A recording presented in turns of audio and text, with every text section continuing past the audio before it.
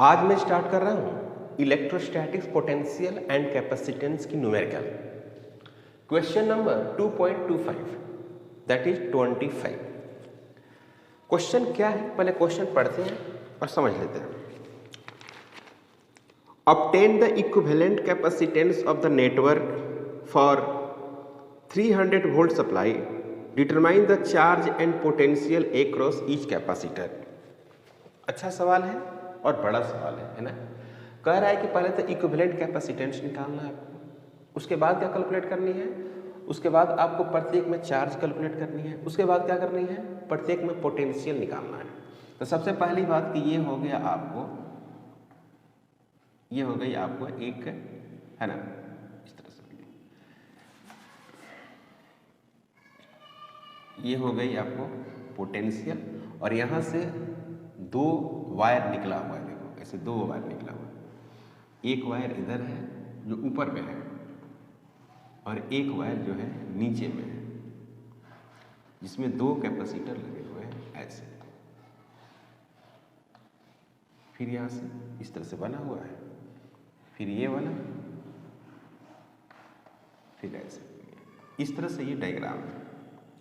ये जो डायग्राम है ये है आपका C4 है, सबसे जो ऊपर है वो C1 है, उसके बगल में जो है वो है आपको C2, ये C2 है, ये वाला C2 है और ये वाला C3 है, ये माइनस प्लस और ये 300 वोल्ट है। सभी का कैपेसिटेंस क्या है, इक्वल है ना। तो ये देखो ये हो गया आपका क्या 100 और ये भी हो गया, सॉरी ये है 100, देखो ये 100 है, ये कितना है 200। तो इन दोनों, ये दोनों सीरीज में है, तो इसका जो रिजल्ट आएगा वो कितना आएगा, इक्वल है। तो 100 200 डिवाइडेड बटे 2, यानी ये हो गया 100 माइक्रोफैराड, ये आ गया 100 माइक्रोफैराड। तो फिर एक डायग्राम अगर बनाइएगा तो कुछ ऐसा बन जाएगा, ये हो गया एक और ये हो गया एक, और फिर ये हो गया एक, और इस तरह से बना हुआ है। यहाँ पर सेल लगा हुआ है, उधर पॉजिटिव है इधर नेगेटिव है, 300 वोल्ट है। तो ये जो आपको कैपेसिटेंस है वो कितना है, इधर वाला C4 का वैल्यू मैंने नहीं लिखा है, तो C4 का जो वैल्यूज है वो भी है 100 पिकोफैराड, ये भी है 100 पिकोफैराड है, 100 पिकोफैराड। ओके, तो ये हो गया आपका 100 पिकोफैराड, और ये जो जुटेगा ये भी आएगा कितना 100 पिकोफैराड। अब ये दोनों जुट जाएंगे, दोनों जब जुटेंगे तो किस में आ जाएंगे, पैरेलल में, तो हो जाएगा 200 पिकोफैराड। हाँ ऐसे ही है, ऊपर में 100 है और ये 100 है, ये 200 और ये 100। क्वेश्चन आप देख लीजिएगा। ओके, अब यहाँ पर हो गया, ये हो गया 100 पिकोफैराड। अब इसको जब सोल्व करेंगे तो फाइनल एक सर्किट आएगा, ये तो होगा 200, ये हो गया 200, और यहाँ पर सेल लगा हुआ है, और फिर यहाँ पर क्या हो गया 100, तो ये हो गया 200 पिकोफैराड, और ये हो गया 100 पिकोफैराड, ये माइनस है प्लस है, पोटेंशियल दिया हुआ है। ओके, तो ये सीरीज में आ गया, नेट जो आया वो किस में आया, सीरीज में। तो यहाँ पर अगर लिखेंगे, यहाँ पर सीरीज में बात करें तो सीरीज इक्वल टू, यहाँ पर हो गया 100 इंटू 200 डिवाइडेड बाय कितना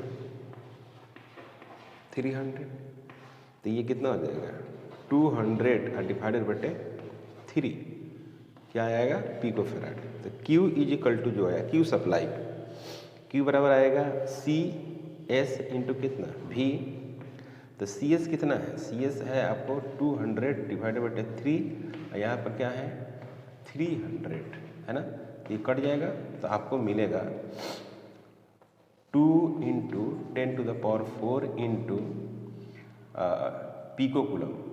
पिकोकुलम है ना, पिकोकुलम लिखते हैं, कोई प्रॉब्लम नहीं है यहाँ पर। तो Q आ गया 2 पिकोकुलम।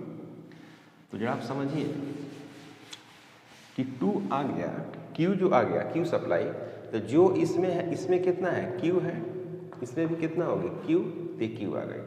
इसमें हम क्या करते हैं, इसमें हम दे देते हैं Q1, इधर दे देते हैं क्या, Q2, इधर दे देते हैं Q2, समझिए, ठीक है। इधर से आएगा क्या, Q1, ये Q1 है, और इधर से आएगा Q1 है, Q2 है, ओके। कहने का मतलब ये हुआ कि C4 का रिजल्ट आ गया, C4 का रिजल्ट आपके पास आ गया। क्या आ गया, देखिए C4 इक्वल टू, मतलब सॉरी Q4 जो आ गया, आपको आ गया 2 इंटू 10⁴ और पिको कूलम।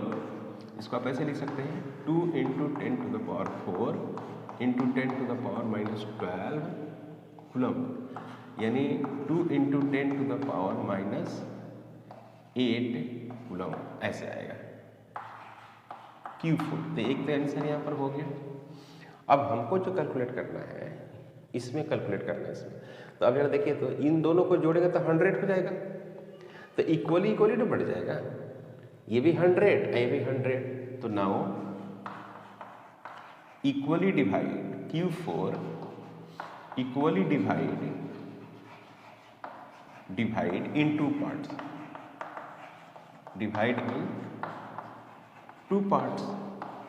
तो 2 पार्ट्स में जब डिवाइड हो जाएगा तो क्या हो जाएगा, Q जो 1 है, Q जो 2 है और Q जो 3 है, वो सब कितना हो जाएगा, 2 इंटू 10⁻⁻8 कूलम डिवाइडेड बाई कितना, 2, तो 1 इंटू 10⁻⁻8 कूलम। ये समझ में आया नहीं आया, है ना भाई। जो चार्ज यहाँ से जा रहा है वो 2 भाग में बट गया है, ये दोनों, ये पूरा 100 है, ये पूरा मिला के 100 हो जाएगा, तो इक्वली हो गया। अब आपको कैलकुलेट करना है पोटेंशियल प्रत्येक में कैलकुलेट करना है, तो आपने सबको कैलकुलेट कर दिया है।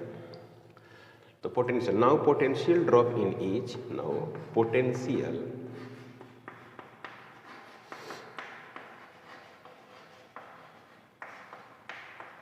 ड्रॉप इन ईच, प्रत्येक में जो पोटेंशियल ड्रॉप है उसको कैलकुलेट करना है। तो देखिए यहाँ पर निकालते हैं, पहले तो आप निकालते हैं किसके, इसमें निकालते हैं V1। तो V1 की जो पोटेंशियल है वो क्या हो जाएगा, Q1, हाँ Q1 divided by C1। Q1 का वैल्यूज है 1 इंटू 10⁻⁻8 और 100 पिको फैराड है, तो 100 इंटू 10⁻⁻12, तो ये कितना हो जाएगा, ये हो जाएगा 1 इंटू 10⁻2, यानी 100 वोल्ट आ गया। वहीं आपको V2 में होगा, वहीं आपको V3 में भी होगा, 100 वोल्ट होगा, क्योंकि 100 वोल्ट, तो ये नेट आपको 100 वोल्ट आएगा।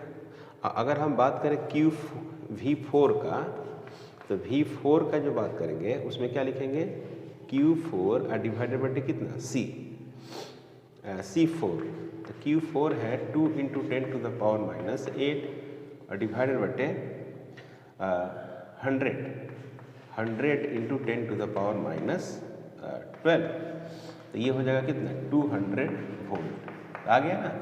टोटल 300 है, तो इतना में खर्चा कितना हुआ, 100 वोल्ट, और इसमें क्या हुआ 200 वोल्ट, तो मिला के हो गया कितना, 300 वोल्ट। तो एक में प्रत्येक में ही आएगा, ये पोटेंशियल का आंसर प्रत्येक में, और ये चार्ज का आंसर प्रत्येक। क्लियर, यहाँ तक कोई डाउट, ओके। अब हम बात करेंगे क्वेश्चन नंबर 26, मतलब कि 2.26, काफ़ी इम्पोर्टेंट है। कई बार ये क्वेश्चन जो 26 क्वेश्चन है वो कई बार आपको जेईई मेन में इस टाइप का क्वेश्चन पूछा है। 2.26, the plates of parallel plate capacitors have an area 90 centimetre का स्क्वायर। एरिया जो है प्लेट का, पैरेलल प्लेट जो है तो एरिया जो है 90 सेंटीमीटर इसका स्क्वायर। तो capital A is equal to 90 into 10⁻⁻4 metre का स्क्वायर।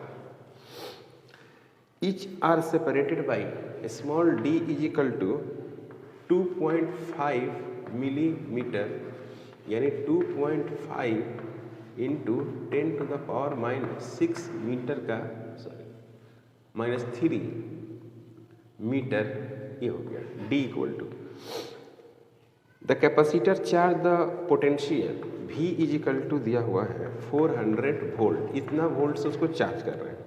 तो how much electrostatics energy in store in the capacitor, कह रहा है कितना एनर्जी स्टोर करेगा कैपेसिटर। तो काफ़ी आसान है, A is equal to U is equal to होता है 1/2 C इंटू V का स्क्वायर।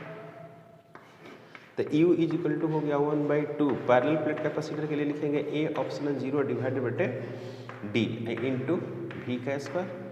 ओके, तो यहाँ पर लिखेंगे 1/2 इंटू A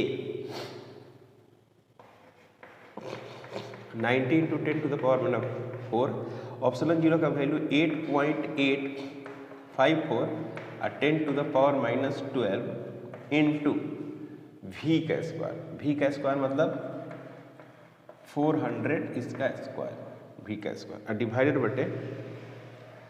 डिवाइडेड बटे हो गया आपको D।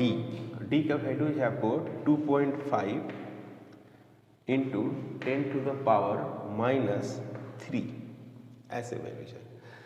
तो 2.5 है, तो आप इसको ऐसे लिख सकते हैं, इसको कैलकुलेशन आप कर लीजिए और आपको आंसर आ जाएगा यहाँ पर। इसको एक लाइन और अगर आप लिखना चाहेंगे तो ऐसे लिख सकते हैं, इसको लिख दीजिए 9 इंटू 10⁻³ लिख दीजिए। इसको टोटल को 9 लिख लीजिए, 9 इंटू 10⁻12 लिख लीजिए। इसको आप क्या लिख लीजिए 4 इंटू 10⁻4 लिख लीजिए। इसको आप लिखेंगे, इसको अगर आप लिखना चाहेंगे तो ऐसे लिख सकते हैं 25 इंटू 10⁻⁻4 लिख सकते हैं। अब इसको आप सोल्व कर लीजिए, यहाँ पर 1/2 है, इसको 1 इतना सोल्व कर लीजिए, आपको जूल में ये आंसर आ जाएगा। ओके, बी पार्ट में कह रहा है कि एनर्जी डेंसिटी क्या है। तो एनर्जी डेंसिटी की अगर हम बात करें, एनर्जी डेंसिटी तो ये होती है स्मॉल u, एनर्जी अवधि क्या होती है वॉल्यूम, है ना। तो वॉल्यूम इज इक्वल टू जो होगी वो होगी A into D, A into D. A आपको दे रखा है, A कितना दिया हुआ है 90 इंटू 10⁻⁻4 मीटर का स्क्वायर है A का वैल्यू, और D का वैल्यू है 2.5, यानी 90 का वैल्यू 90 इंटू 10⁻⁻4 इंटू 2.5 इंटू 10⁻⁻3। इस तरह से आपको दिया हुआ है। अगर आप इसको सोल्व करना चाहेंगे तो ऐसे कर सकते हैं 9 इंटू 10⁻⁻3 और 25 इंटू 10⁻⁻4 मीटर क्यूब है। तो एनर्जी डेंसिटी की अगर हम बात करें U equal to energy density, तो ये आ जाएगी आपको, यहाँ पर आपको एनर्जी मालूम है, अब बस इससे डिवाइड करिए 9 इंटू 10⁻⁻3 और 25 इंटू 10⁻⁻4। बहुत सारे वैल्यू कट जाएगा, देखिए ऊपर में 9 है 10⁻³ और नीचे में 9 इंटू 10⁻³ है, कट जाएगा। और ऊपर में ही कितना है 25 इंटू 10⁻4 है, और इसमें भी 25, ये मल्टीप्लाई हो जाएगा। इसको आप कैलकुलेट करिएगा, इसका यूनिट आएगी जूल पर मीटर क्यूब, ये वैल्यू जाएगी जूल पर मीटर क्यूब, इसका आंसर आएगा। इसमें ये बी पार्ट है। इसी बी पार्ट में और भी है जो ये कहता है कि आप एनर्जी डेंसिटी का फॉर्मूला निकालिए। तो एनर्जी डेंसिटी का फॉर्मूला आप कैसे निकालिए, इसी पार्ट में। Now energy density, energy density U, energy store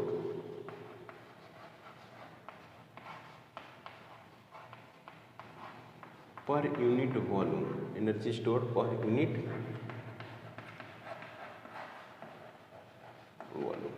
okay, तो energy density is equal to energy divided by कितना वॉल्यूम।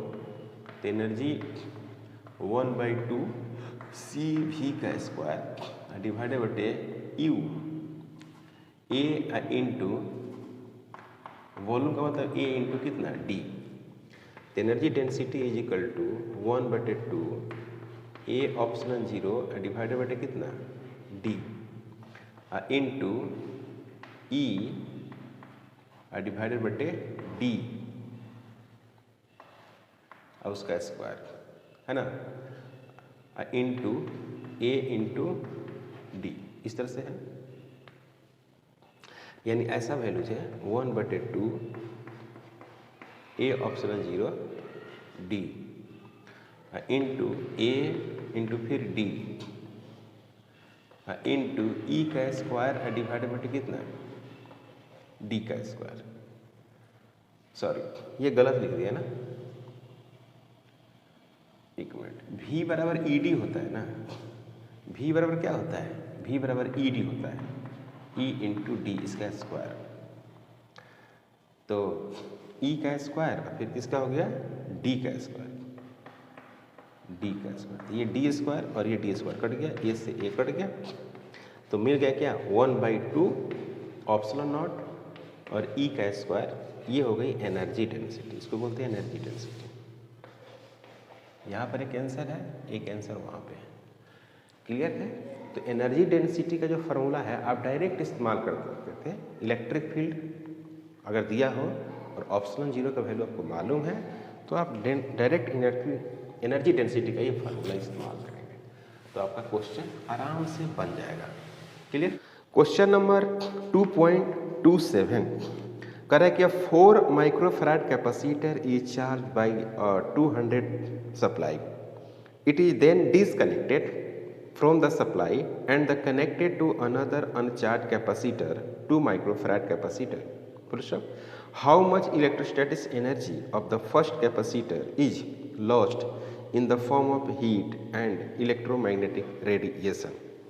यहाँ पर दो कैपेसिटर दिया हुआ है, C1 है, ये है 4 माइक्रोफैराड, ओके, और दूसरा है C2 है जिसकी वैल्यू है 2 माइक्रोफैराड। और V1 का जो पोटेंशियल है V1 वो है आपको 200 वोल्ट और जो V2 है वो है क्या 0 है। V2 नहीं दिया हुआ यहाँ पर, इसी को डिसकनेक्ट करके है ना फिर कनेक्ट कर दे रहा है। तो कह रहा है कितना एनर्जी लॉस होगी। तो आपको ये पता है कि U delta U is equal to 1/2 C1 C2 divided बटे C1 plus C2 into V1 minus V2, इसका क्या करते हैं स्क्वायर। तो यहाँ पर लिखेंगे क्या 1/2 इंटू 4 इंटू 2 डिवाइडेड बटे 6 into 200 into 200 into 10 to the power, एक माइक्रो से एक माइक्रो कट जाएगा तो 10 टू द पावर -6, ये और ये कैंसिल हो जाएगा है ना, यहाँ से ये कैंसिल हो जाएगा तो ये मिलेगा कितना 4 इंटू 2 और 2 4 हट जाएगा। तो यहाँ पर होगा 4, यहाँ पर हो गया 2, ओके, और into 10 to the power -2 joule, ये आएगा एनर्जी लॉस। तो यहाँ पर लिखेंगे नीचे में 3 है ना, 3 छूट रहा है, तो यहाँ पर हो जाएगा 12 डिवाइडेड बटे कितना 3 नहीं sorry 8 into 10 to the power -2 joule. देख लीजिए C1 है 4 है ना, C2 है 2 और नीचे में हो गया 6, तो ये कट गया, इससे ये कट गया और E कैसे कट गया, हाँ ये कटा 3 हो गया तो ये 2 कट गया 3 हो गया, सही है। तो यहाँ पर हो गया आपको 2 सही है, पॉइंट ये भी सही है, और यहाँ पर आ जाएगा 2 तो 26 फिर 6 इस तरह से चलता चला जाएगा -2 जूल, और ये हो गया आंसर। क्लियर है, यहाँ तक कोई doubt? Okay. Question number 2.28 show that force on each plate of the parallel plate capacitor has magnitude equal to, जो फोर्स दिया हुआ है वो दिया हुआ है 1/2 इंटू क्यू ई इस तरह से दिया हुआ है, where Q is the charge on the capacitor and E is the magnitude of electric field between the plates. Explain the origin of the factor 1/2. मतलब जो 1/2 है इसका क्या, और ए बराबर क्यू तो होता ही है फोर्स, तभी कह रहा है कि इसका क्या इसमें मतलब है। सबसे पहली बात ये है कि एक पैरेलल प्लेट कैपेसिटर है, इस तरह से एक प्लेट कैपेसिटर मैंने बना दिया ऐसे, ओके। इसकी अपनी क्या है, डिस्टेंस डी है, और इसकी अपनी यहाँ पर चार्ज होगी, है ना, ये आपको पता ही है, ओके। तो इसके अंदर में जो है इलेक्ट्रिक फील्ड, ये पी पॉइंट है, यहाँ पर जो इलेक्ट्रिक फील्ड जो होगी वो हो जाती है सिग्मा बटे ऑप्सिलन जीरो, यानी क्यू बटे ए और ऑप्सिलन जीरो, इस तरह से वैल्यू होती है ई इक्वल टू। को डाउट नहीं। इसकी जो एरिया है वो है कैपिटल ए, इसकी भी अपने एरिया जो है वो है क्या है, कैपिटल ए है। तो जाहिर सी बात है कि ये जो है इसको कुछ फोर्स से खींच रहा होगा, ये भी उतना से किस फोर्स से खींच रहा होगा। एफ जो फोर्स है उससे क्या कर रहा है, अट्रैक्ट कर रहा है, एक दूसरे को खींच रहा है ना, ये तो क्लियर है।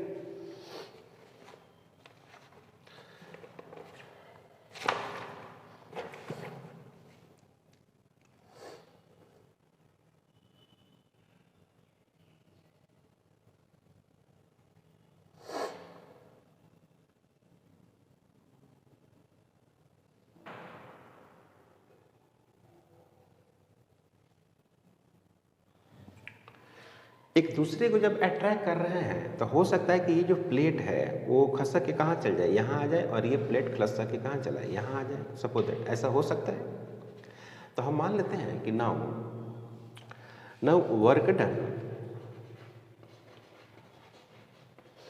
Work done due to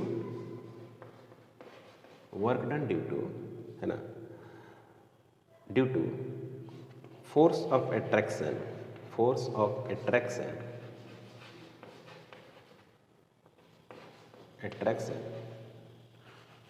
and dx या delta x displacement.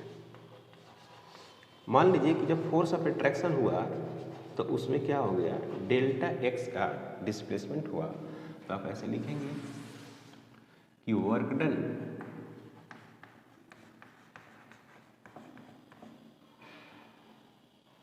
By plate is equal to, उसके अंदर फोर्स लगा होगा और क्या होगा, डेल्टा एक्स। तो इसी को लिख सकते हैं क्या, increase in potential energy, increase in potential energy is equal to F into delta X. इसको लिखेंगे equation number first. Increase in potential energy is equal to F into delta X. U is equal to जो है, U इजिकल टू वो क्या है, energy density. U equal to है energy density, U equal to energy density. तो energy equal to जो होगा, energy equal to energy stored in capacitor is equal to क्या हो गया, energy density and volume.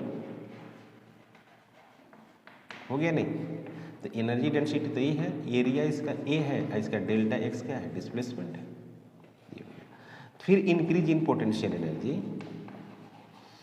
Increase in potential energy is equal to U into A into कितना, delta X, और ये हो गई क्या, सेकेंड।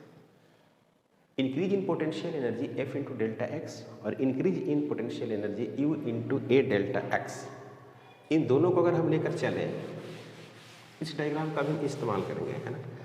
तो इन दोनों को अगर हम लेकर चलें तो क्या लिख सकता हूँ, फ्रॉम फर्स्ट एंड सेकेंड, क्या लिखेंगे, यहाँ पर लिख सकते हैं क्या, F into delta x is equal to u A delta x. तो डेल्टा एक्स से डेल्टा एक्स कट जाएगा, तो एफ इजिकल टू जो मिलेगा हमारे पास यू इंटू ए। इसको क्या लिख सकते हैं 1/2 ऑप्सलॉन नॉट ई का स्क्वायर इंटू क्या लिख सकते हैं ए, इतना हम लिख सकते हैं। F इक्वल टू इतना लिखेंगे। ओके, अब इसी को हमको क्या करना है कि कैपेसिटेंस, चार्ज वगैरह वगैरह के टर्म में हम इसको लाना चाहते हैं, है ना।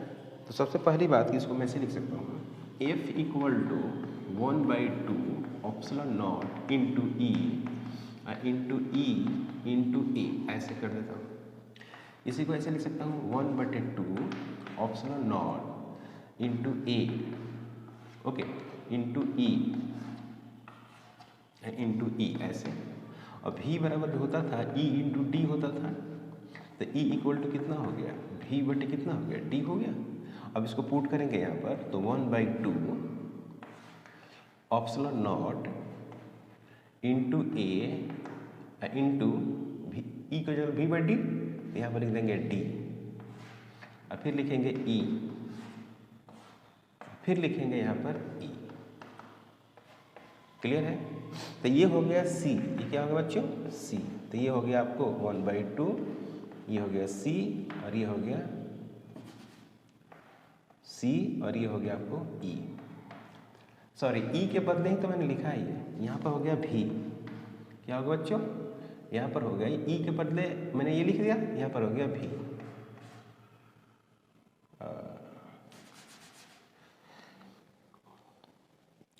यहाँ पे मैंने जो लिखा है ना, ये भी हो गया, तो यहाँ पर लिखेंगे क्या 1/2, ये हो गया बच्चों c, ये हो गया v, q बराबर c v, याद है आपको।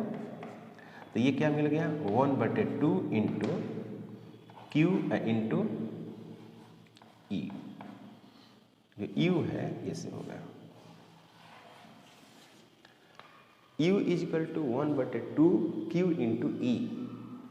जो एनर्जी बोल रहा हूँ मैं, इलेक्ट्रिक फोर्स है, इलेक्ट्रिक जो फोर्स है वो आया 1/2 और Q इंटू ई। इसका क्या मतलब है, कह रहा है कि 1/2 है, उसका क्या मतलब है जरा समझिएगा। तो यहाँ पर लिखेंगे कि we know that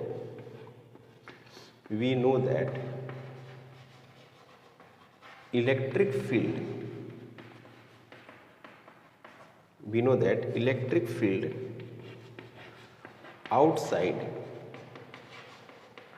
outside parallel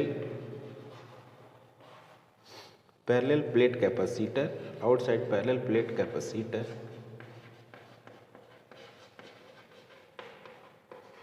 is 0.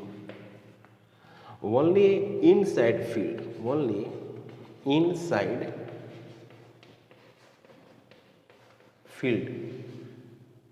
E है ना इज इक्वल टू Q बटे ए ऑप्शन 0, या E इक्वल टू सिग्मा बटे ऑप्शन 0 ये होती है। सो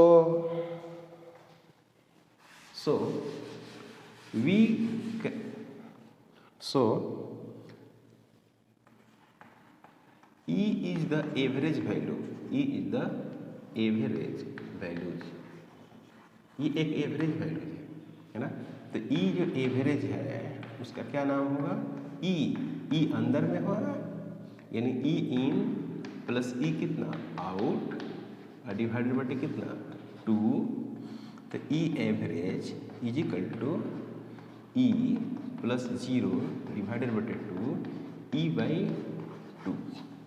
यानी यहाँ पर जो E लिखा हुआ है ना, ये E एक्चुअली में एवरेज है। तो average E average equal to E/2, तो इसीलिए E/2 लिखा हुआ है ना। तो charge into average electric field between the plates due to plates. तो ये इसका मतलब हो गया। क्लियर। यहाँ तक कोई डाउट आपको, यहाँ तक तो कोई डाउट नहीं होगा, इसमें कोई प्रॉब्लम नहीं है। क्लियर है। ओके, अब बात करते हैं क्या क्वेश्चन नंबर 29, यानी 2.28 क्वेश्चन नंबर है।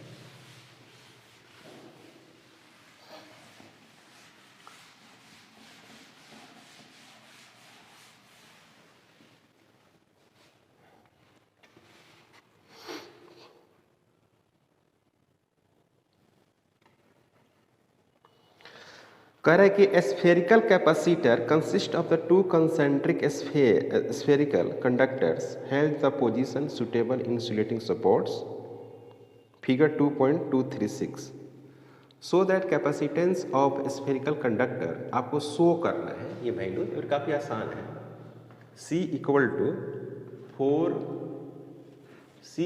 To 4 pi epsilon naught R1 R2 और डिवाइडेड बटे R1 माइनस R2 ये आपको शो करना है वैल्यूज।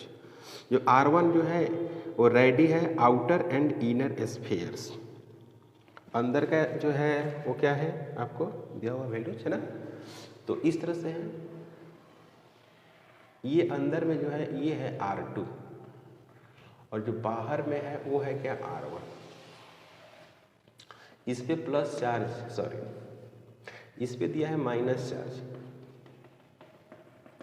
इस पर दिया है माइनस चार्ज Q, इस पे दिया हो जाएगा क्या प्लस चार्ज,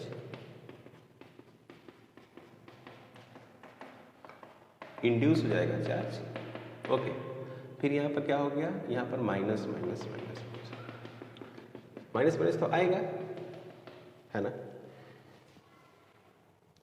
या अंदर में आपको दिया हुआ है कोई बात नहीं है, तो बाहर में कोई रखने की कोई ज़रूरत नहीं है। जब ये दे ही दिया है तो कोई प्रॉब्लम नहीं है।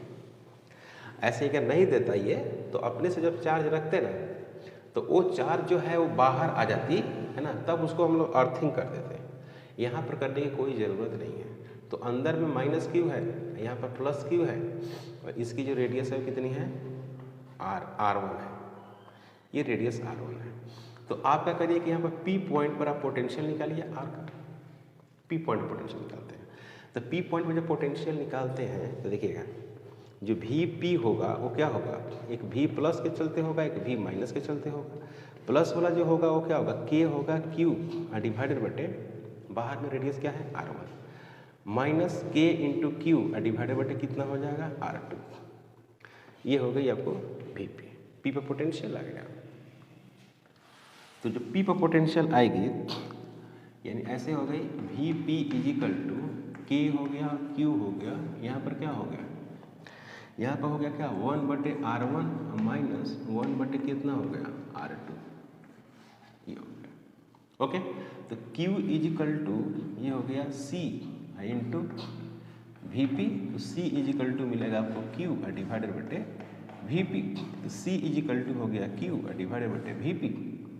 Vp का वैल्यू है KQ और यहाँ पर है 1 बटे R1 माइनस 1 बटे कितना R2, ऐसे Q से Q कट जाएगा तो यहाँ पर बचेगा C इजिकल टू 1 बटे 4 पाई एप्सिलॉन नॉट और मिलेगा क्या 1 बटे R1 माइनस 1 बटे R2, ऐसे मिलेगा। ओके, अब इसी को थोड़ा सा अच्छे ढंग से और सोल्व करें तो आपको मिल जाएगा ये